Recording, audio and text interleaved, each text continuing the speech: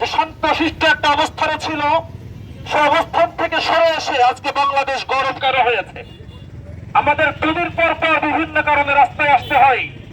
বাউল সরকার নামক আউল ফাউল লোক স্বয়ং আল্লাহ তাআলাকে নিয়ে কটূক্তি করবে আর তাওহীদি জনতা ঘরে বসে থাকবে। এটা ইতিপূর্বেও কখনো হয়নি, বর্তমানেও হবে না, ভবিষ্যতেও হবে না ইনশাআল্লাহ। শুধুমাত্র বাউল সরকারকে নিয়ে যে আমরা উপস্থিত হয়েছি বিষয়টা এমন নয়। আমাদের ছোট্ট একটা শহর যশোরের মতো ছোট্ট শহরকেও যারা উদ্বিগ্ন করতে চায়, যারা গৌরব করতে চায়, আমাদের একদম প্রতিবেশী পাশের স্কুল অক্ষর। আমরা একদম সংক্ষেপে একটা কথা বলতে চাই।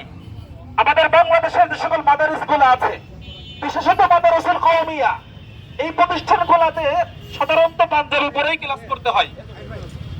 প্যান্ট শার্ট অন্যান্য ড্রেস পরে ক্লাস করার সুযোগ নেই। এর অর্থ বোঝায় মাদ্রাসাগুলা নিতান্ত ইসলামী পরিবেশের। পক্ষান্তরে স্কুল কলেজ অন্যান্য প্রতিষ্ঠান যেগুলো আছে, এগুলাতে পাঞ্জাবি পায়জামাও পরা যায়, প্যান্ট শার্টও পরা যায়, তারা বোঝায় আমরা সবার। কিন্তু যারা হিজাব করতে বাধা দেয়, এদের স্পষ্ট করতে পারে মুসলমান না হিন্দু। নিজের অবস্থানকে পরিষ্কার করেন, তাহলে যশোরের মতো জায়গায় বাংলাদেশে তবে 5 আগস্টের পরে হিজাব নিষিদ্ধ করেন। আপনি কোন মানবাড়ির আপনারা এই কাজ করতে থাকেন? আমরা ইসলামকে ভালোবাসি, আমরা আল্লাহ তাআলাকে ভালোবাসি। এই দেশে হিন্দু, মুসলমান, বৌদ্ধ, খ্রিস্টানের বসবাস, মুসলমানদেরও বসবাস। মুসলমানদের কোলে অন্যান্য ধর্মাবলম্বীরা এভাবে থাকে যেমন মায়ের কোলে শিশু থাকে। আমাদের ইসলামকে আঘাত করে অন্য কোন ধর্মাবলম্বীরা বেঁচে থাকতে পারবে না এই দেশে। বাউল একটা সাংস্কৃতিক শব্দ নয়, এটা একটা গানবাদ্যের কোন পরিবেশ নয়। বাউল একটা আলাদা ধর্মের নাম, যে ধর্ম ইসলামের পরিভাষা ব্যবহার করে, সুফি সাধকদের পরিভাষা ব্যবহার করে, পীর আউলিয়াদের পরিভাষা ব্যবহার করে, আর তলে তলে আমার আল্লাহকে কটূক্তি করে, আমার রাসূলকে কটূক্তি করে, আমার কোরআনকে অবমাননা করে। ভাষা আপনারা অক্ষররা যদি ঠিক না হন, আমরা আপনাদেরকে তারায় পিটায় আমরা হরফ বানাতে তৈরি হয়ে যাবো ইনশাআল্লাহ। এই বাউলের গোষ্ঠীরা ফাউল করে মুসলমানদের হৃদয়ের মধ্যে যে রক্তক্ষরণ করেছে, আমরা তার প্রতিকার চাই।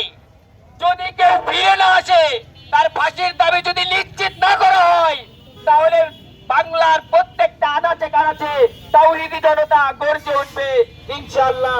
উপস্থিত যশোর শহরের সচেতন নাগরিক সমাজ, উপস্থিত রয়েছেন যশোর শহরের অনেক মসজিদের ইমাম বৃন্দ, সাংবাদিক বৃন্দ এবং তাওহীদি জনতা।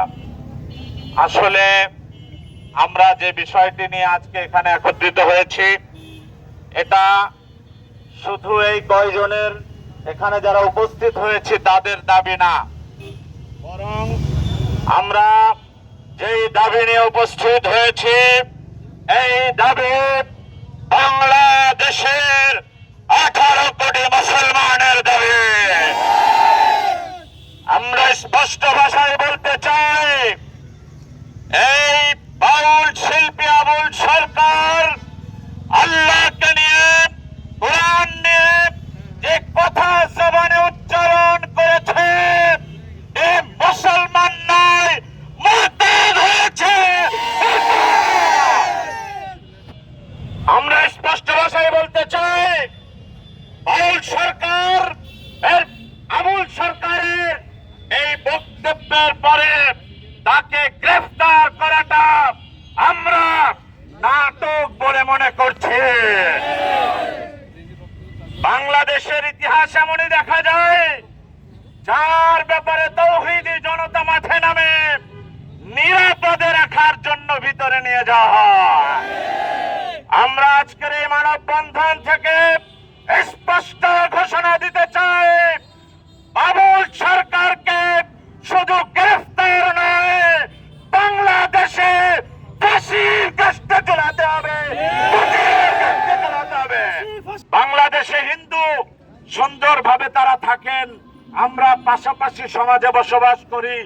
ভিন্ন ধর্মের যারা তারা থাকবেন, আমরা থাকবো সমাজে, কিন্তু ইসলামের নামে আউল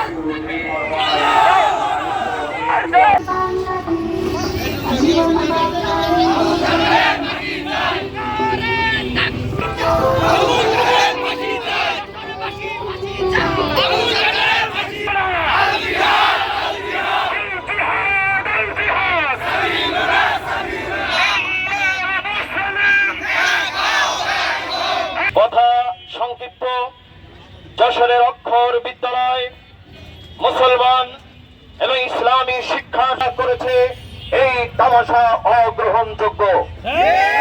এদেশের মুসলমান সকালবেলা উঠে মক্তবে আলিফ বা তা সা পড়ে তাদের শিক্ষার বুনিয়াদ প্রতিষ্ঠিত করে।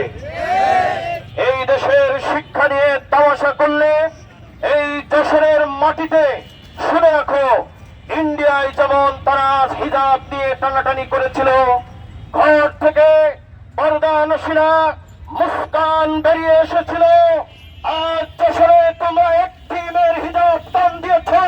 শুনে রাখো, এই যশোরের প্রতিটি ঘরে লক্ষ লক্ষ মুস্কান তৈরি আছে। সুতরাং অক্ষর বিদ্যালয় সাবধান হয়ে যাও, তোমাদের অবস্থানকে পরিষ্কার করতে হবে। তোমরা যদি মনে করো তোমাদের বিদ্যালয় এটা নাস্তিকদের অভয়ারণ্য, যেটা অনিসলামিক প্রতিষ্ঠান, এখানে হিজাব নিষিদ্ধ সাইনবোর্ড লাগিয়ে দাও। আর যদি মুসলমান দেশে থাকতে চাও তাহলে হিজাবকে মেনে নাও। এইটা আমাদের শান্তশিষ্ট কথা।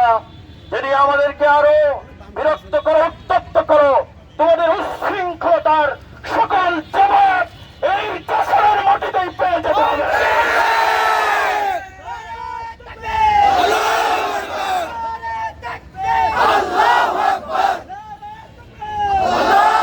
আজকে আমাদের এই ছোট্ট পরিসরের মানববন্ধনে কিন্তু শুধু আশেপাশের কিছু মুসল্লি আর ইমাম আমরা একত্রিত হয়েছি, কিন্তু এই হৃদয় রক্তক্ষরণ শুধু আমাদের নয়, এইটা গোটা যশোরবাসীর কথা, ঠিক না বেঠে?